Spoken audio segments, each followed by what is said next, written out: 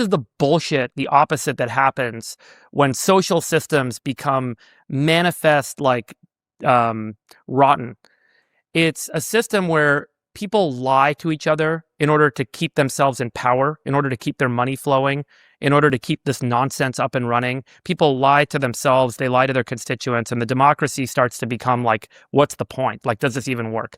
California in particular, we made a bunch of changes to the pension system. So we have public pensions for public employees in California.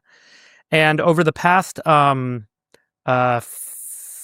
to 15 years, those changes have resulted in a bunch of guarantees to people on their future retirement benefits that the state simply cannot afford to meet. The estimate currently is that there's $600 billion to $1 trillion in the hole. Okay. The state then has a question: how are we going to like pay for all these people, all the stuff that we promised them?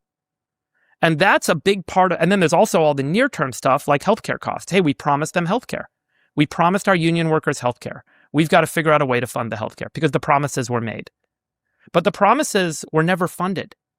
The promises were never possible to be funded. And when suddenly it all comes to roost and everyone's like, well, how are we going to make the payments now? How are we going to fill the hole? That's the situation California's in.